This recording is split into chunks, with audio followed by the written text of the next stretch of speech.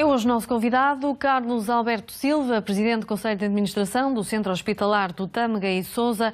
É desde o início do ano um centro de colocação de bombas de insulina para diabéticos, um dispositivo que dispensa a administração de múltiplas injeções por dia. Foram colocados no hospital 5 dispositivos. Muito bom dia, obrigada por estar connosco. Bom dia. Vamos já falar desta inovação na saúde. Para já vemos os destaques da imprensa de hoje e quero começar por falar do valor das casas, que sobe, atingiu mesmo recordes este ano. Subiu 33% no Porto em 5 anos. Isto é o efeito do aumento do turismo no nosso país, mas teme que a bolha rebente no futuro. É verdade. O turismo tem tido um crescimento que, por um lado, nos garante um valor de receitas muito significativo. Temos batido recordes nos últimos anos, quer em termos do valor da receita, quer em termos do número de turistas. Os aeroportos batem recordes uns atrás dos outros e diríamos numa primeira abordagem que é um aspecto sempre positivo. Acontece que tem havido lateralmente algumas questões que têm vindo a ser colocadas e para as quais nós há algum tempo atrás nem sequer pensávamos nela. Nomeadamente a descaracterização das cidades, porque começa a haver questões que se prendem com um certo descaracterizar dos bairros típicos, das zonas mais históricas das cidades e, portanto, esse é um efeito que convém ser discutido, porque às vezes também algumas visões mais populistas podem vir a prejudicar o lado positivo da receita do turismo. E, por outro lado, também este crescimento em catadupa dos preços das casas, que tem vindo a fazer com que muitos cidadãos portugueses não tenham acesso a residir nessas regiões, tenham que ser cada vez mais deslocados para as periferias e vemos também que os preços médios da habitação começam a crescer também nas periferias. Nós vemos aqui Odivelas, que cresceu 48% para 1.751 euros o metro quadrado. Vemos aqui ao lado Matosinhos, que cresceu 31%, Maia 29%. Portanto, já não é só os grandes centros das grandes cidades, as outras ao lado também começam a crescer muito. E teme-se, de facto, o Banco de Portugal já começa a alertar para um certo risco de alguma especulação e sobrevalorização dos imóveis que possa vir a originar uma bolha de que nós não quereríamos muito voltar a entrar. Destaca também um assunto que veio hoje no Jornal Público sobre o concurso para jovens médicos de família. 22% das vagas ficaram por preencher. É verdade, eu preferia, no entanto, se não me leva a mal, eu preferia, no entanto, falar dos outros 78%, porque é também um aspecto muito positivo, que nós devemos salientar na importância dada aos cuidados primários. O país viveu sempre, historicamente, uma incidência muito grande na visão do hospital. As pessoas olham para a saúde como se fosse um assunto que seja tratado nos hospitais. E cada vez mais temos que nos orientar, porque os países desenvolvidos é assim que fazem, temos que nos orientar para uma primeira linha de combate por via dos cuidados primários. E quando temos aqui que quase 300 novos médicos especialistas da medicina geral e familiar são colocados nos cuidados primários, devemos regozijar-nos com isto. Há aqui, do ponto de vista da distribuição do país, uma diferença muito grande. O Norte há muito tem trabalhado esta área de uma forma muito mais assertiva, se assim se pode dizer, e, portanto, a cobertura de doentes por médico de família no Norte e no Centro também, mas em particular no Norte, nos últimos anos cresceu exponencialmente e há muitas zonas onde já não há nenhum cidadão sem cobertura de médico de família. E daí que, por exemplo, neste concurso não houve nenhum centro do Norte que tivesse ficado, nenhuma vaga no Norte que tivesse ficado por cobrir. Portanto, todas foram cobertas. No Centro só houve uma.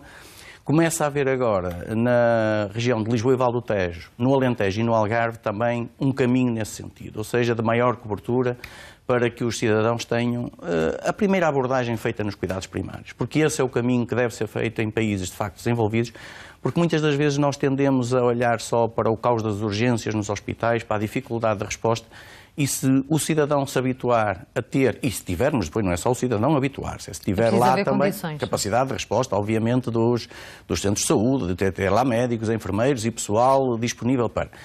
as coisas começam a ter um outro encaminhamento e, portanto, essa é uma boa notícia e, nomeadamente, a questão do Algarve, que é sempre uma questão recorrente e que, em particular no verão, é sempre falada por todas as dificuldades que surgem e é muito bom ver que, pelo segundo ano consecutivo, temos aqui uma cobertura significativa das vagas que lá estão, portanto, o Alentejo, no entanto, portanto, há aqui alguns centros do Alentejo que ainda têm registro de dificuldades e de falta de interesse dos jovens médicos para lá ir.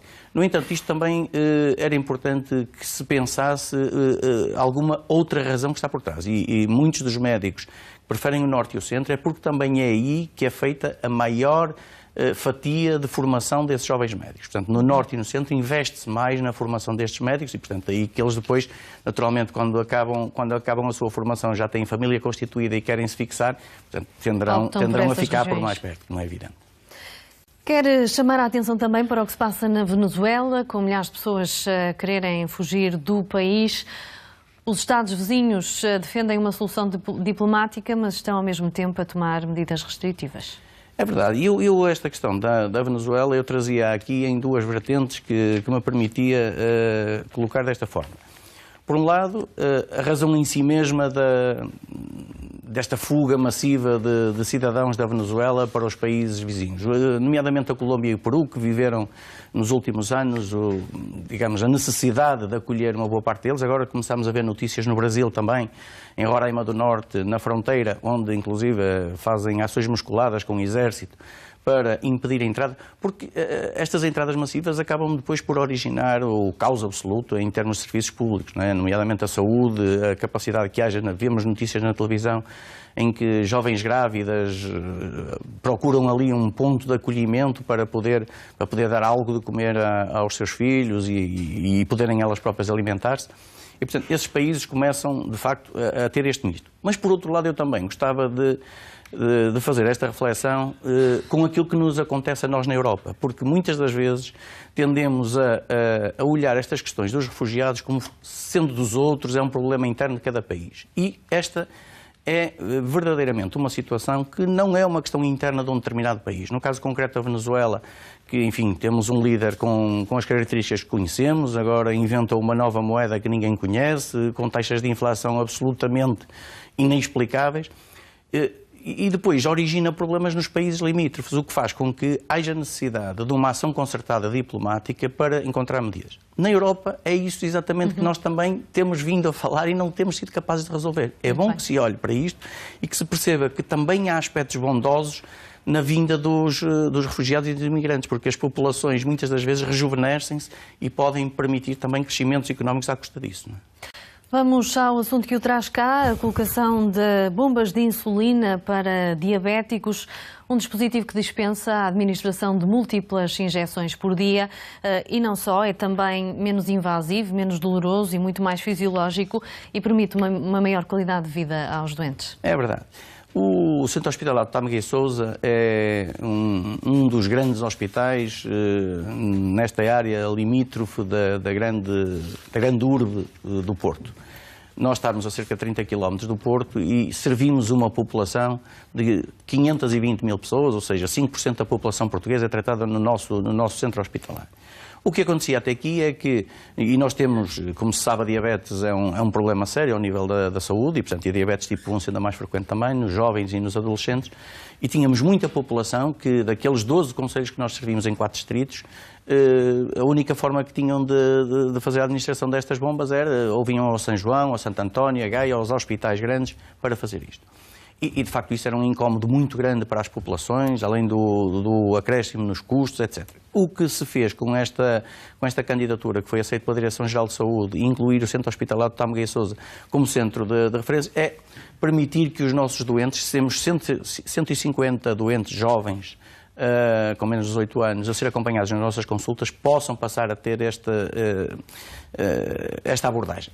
Este ano foram-nos atribuídas 14 bombas de insulina, já administramos 5, até ao fim do ano vamos ter mais 9, portanto as tais 14, e na definição do programa do Governo prevê-se que todos os jovens com menos de 18 anos tenham acesso gratuito a este mecanismo até ao fim de 2019. E, portanto, o que significa que, no nosso caso, porque fomos dos últimos a chegar ao sistema, vamos ter que fazer aqui um ritmo muito mais acelerado em 2019 para vir a recuperar estes 150. Estas Mas bombas, estão a ser dados os primeiros passos. claro, estas bombas custam cerca de 1.100 euros cada uma delas, o custo da bomba, depois mais 800 e tal euros de consumíveis anuais, o que significa cerca de 2.000 euros. Que é uma boa forma do Serviço Nacional de Saúde fazer a aplicação do dinheiro a bem da saúde das populações. Muito bem. Muito obrigada pelos seus Muito esclarecimentos. obrigado. Um bom dia. Muito obrigado.